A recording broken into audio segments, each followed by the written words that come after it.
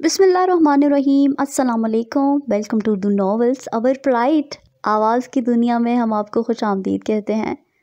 आज जो नावल हम आपके लिए लेकर आए हैं वो है तेरी चाहतों के हसार में, जिसकी मुसन्निफ़ा हैं तैयबा हैदर, और हम उनके बहुत शुक्रगुज़ार हैं कि उन्होंने इतना खूबसूरत नावल हमें ऑडियो में रिकॉर्ड करने की इजाज़त दी।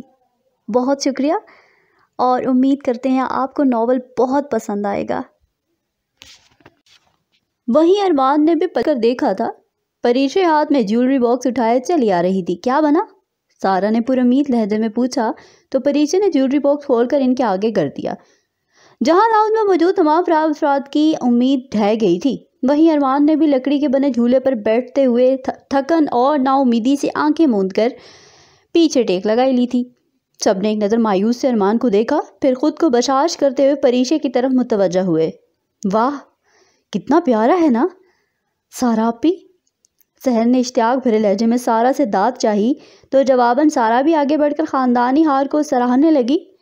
परीशे ने तीनों को मसरूफ़ देकर अरमान की जानिब कदम बढ़ाए और आहिस्तगी से झूले पर बैठते हुए अरमान से मुखातिब हुई। अरमान? मुख्तसरन जवाब आया। आंखें हनूज बंद थी। दादा साहब ने आपको माफ़ कर दिया है। परीशे ने अरमान के हाथ पर अपने हाथ का हल्का सा दबाव देते हुए कहा तो अरमान ने आंखें खोलकर बेयकीनी से परीशे की जानिब देखा। परीशे के चेहरे पर कुछ पा लेने की चमक थी। वो भरपूर तरीके से मुस्कुरा रही थी। क्या? सारा, रेहान और सहर बेयक वक्त आवाज़ चिल्लाई तो परीशे ने मुस्कुराते हुए इस बात में सर हिलाकर अपनी बात की तस्दीक की। सब लम्हों में इसके सर पर आ खड़े हुए थे। पहले क्यों नहीं बताया? ईमान से आधी जान हवा हो गई थी। सारा ने अपने मखसूस अंदाज में बेतकल्लुफ़ी से परीशे की कमर पर एक धप रसीद करते हुए कहा। इस बात को पहले सुनने का हक भी तो अरमान का था। परीशे ने माफ़ी के अंदाज में अपने दोनों कान पकड़ते हुए मासूमियत से कहा तो सारा ने मोहब्बत से परीशे को अपने साथ ही लिटा लिया। फिर इससे अलग होते हुए नम आंखों समेत अरमान के सर पर प्यार किया, जो शौक की कैफियत में सीधा होकर उठ बैठा था। रेहान और सहर तो परीशे को घेरा डाल के बैठ गए थे और इससे एक एक तफसील पूछ रहे थे। सारा ने अरमान की हालत के पेश नज़र सबको उठा दिया था और अब सब कैलूला करने की गर्ज से अपने अपने कमरों में जा चुके थे। उसके बाद परीशे ने काफ़ी तैयार की और कमरे में ही ले आई। वो कमरे में आई तो अरमान बेहदिहानी में LED पर नज़रें जमाए बग़ैर आवाज़ के कोई शो देख रहा था। कॉफ़ी। परीशे ने भाप उड़ाती कॉफ़ी का मग अरमान के सामने रखा तो वो चौंक गया। अरमान की गायब दिमागी की कैफियत पर परीशे कुछ उलझ सी गई। अब तो सब ठीक हो रहा है ना, तो अब आप क्यों उलझे उलझे लग रहे हैं? क्या कोई बात है?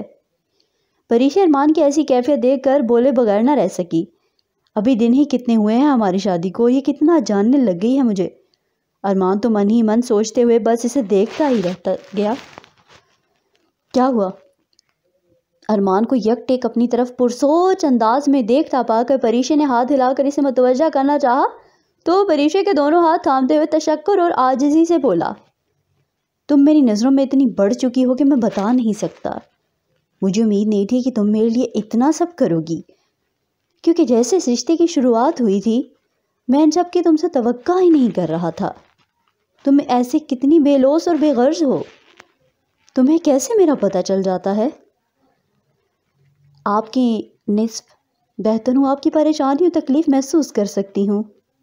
सच बात तो ये है कि मैं आपको परेशान नहीं देख सकती। आपको खुश और मुतमईन देकर मुझे भी दिली खुशी होगी। परीशे अरमान की आंखों में देखते हुए ईमानदारी से बोली तो जवाबन अरमान इसे देखता ही रह गया। ये ढका छुपा सा इजहार मोहब्बत, ये लम्हा इंकशाफ बेहद खूबसूरत था। परीशे अपनी सादगी में हाल दिल कह गई थी। फिर अरमान को खामोश देखकर मज़ीद बोली, आप दादा साहब को अपना दोस्त मानते हैं ना, तो अब अपने रूठे दोस्त को मना लें। माफ़ तो आपको कर ही चुके हैं, बस अब पहल आपने करनी है। मैं तुम्हारा शुक्रिया कैसे अदा करूं? जवाब में अरमान बस इतना ही कह पाया था। उसने अभी भी परीशे के दोनों हाथ थाम रखे थे।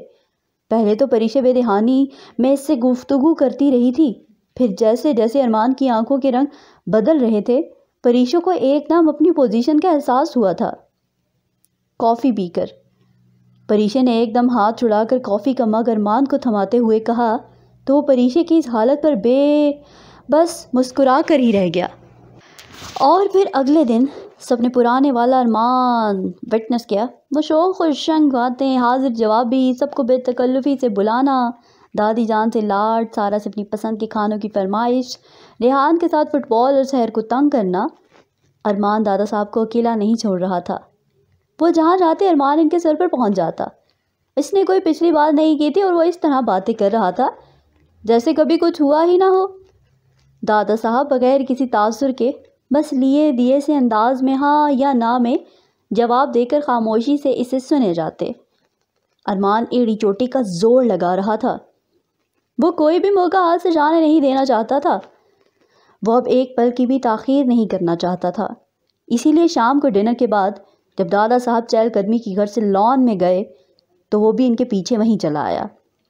کچھ دیر خاموشی چھائی رہی، پھر بالآخر ارمان اپنی ہمت مجتمع کرتے ہوئے بولا، آئی ایم ریئلی سوری۔ میں نے آپ سب کا کہنا نہ مان کر بہت غلط کیا، پر یقین کریں مجھے جلد ہی اس بات کا احساس ہو گیا تھا۔ خود کو آپ سب سے دور رکھ کر میں نے واقعی بہت غلط کیا، مگر میں کیا کرتا؟ میں اپنی نافرمانی اور بدتمیزیوں سے بے حد شرمندہ تھا۔ میری ہمت ہی نہیں ہو رہی تھی سب کا سامنا کرنے کی، مگر میں جان گیا ہوں اصل خوشی ساتھ رہنے میں ہے، اور میں کبھی آپ کا یہ احسان نہیں بھولوں گا کہ میری تمام غلطیوں کو پس پشت ڈال کر آپ نے مجھے معاف کر دیا۔ ارمان شرمندہ سا معافی مانگتے ہوئے اپنی صفائیاں پیش کر رہا تھا۔ دیر سے ہی پر ارمان آ گیا تھا اور دادا صاحب بھی یہی چاہتے تھے کہ ارمان خود آگے بڑھ کر نہ صرف ان سے معافی مانگے بلکہ انہیں منائے بھی۔ دادا صاحب ارمان کے بدلے ہوئے رویے اور شرمندگی کو نوٹ کر چکے تھے، اور اگر تم اس بار بھی نہ آتے تو سچ کہہ رہا ہوں کہ مجھ سے بہت مار کھاتے۔ پھر کوئی توقف کے بعد بولے، بعض اوقات غلطی کا احساس ہو جانا ہی کافی نہیں ہوتا، بلکہ ازالے کے لیے بھی کچھ نہ کچھ کرنا پڑتا ہے۔ چیزوں کو ٹھیک کرنے کے لیے ان سے دور نہیں جایا جاتا، بلکہ ان کے پاس رہ کر اس کا سدباب کیا جاتا ہے۔ دور جانا کہاں کی عقل مندی ہے؟ خود بھی تکلیف میں رہے، ہمیں بھی تکلیف میں رکھا۔ اب بھی پریشے بیچ میں مداخلت نہ کرتی تو تم میں ہمت ہی نہ ہوتی۔ دادا صاحب تو جیسے ارمان کی پہل کا انتظار کر رہے تھے، جو ابا برہمی سے باز پرس کرنے لگے۔ دراصل اس ساری صورتحال سے میں بہت پیسمسٹک ہو گیا تھا، اور ہر کوئی مجھے نصیحت کر رہا تھا، لیکن کوئی بھی مجھے حل تجویز نہیں کر رہا تھا۔ میں اس سب سے بھاگنے لگا اور راہ فرار کے طور پر میں نے دوری اختیار کر لی۔ پریشے نے نہ صرف مجھے راہ دکھائی بلکہ میری ہمت بھی بندھائی۔ آپ کی بات سچ ہے، وہ اس مسئلے میں نہ پڑتی تو میں شاید ہمت ہی نہ کر پاتا۔ ارمان نے ایمانداری سے اپنا احتساب کیا۔ لان میں پچھلی کرسی پر برا جمان دادا صاحب نے آہستگی سے اٹھ کر دوبارہ سے چہل قدمی شروع کی تو ارمان بھی ان کے ساتھ ساتھ چلنے لگا۔ کچھ دیر دادا صاحب دانستہ خاموش رہے، اس کے بعد دوبارہ سے سلسلہ کلام جوڑتے ہوئے بولے، جہاں تک میں جانتا ہوں تمہیں کبھی کسی دوسرے کے سہارے کی ضرورت نہیں پڑی۔ تم جانتے بھی ہو کہ میں تم سے ناراض نہیں تھا، مگر جب میں نے تمہیں چیزوں کو صحیح کرنے کی بجائے یوں حوصلہ ہارتے اور خود سے ہی اندازے لگاتے دیکھا تب کام میری برداشت سے باہر ہو گیا تھا۔ میں نے سوچ لیا تھا کہ جب تک تم کوشش نہیں کرو گے پہل میں بھی نہیں کروں گا۔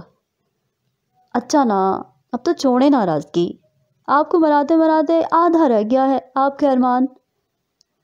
ارمان کے بے چارگی سے کہنے پر دونوں نے ایک نظر ایک دوسرے کو دیکھا اور بے ساختہ کہکہا لگا کر ہنس پڑے۔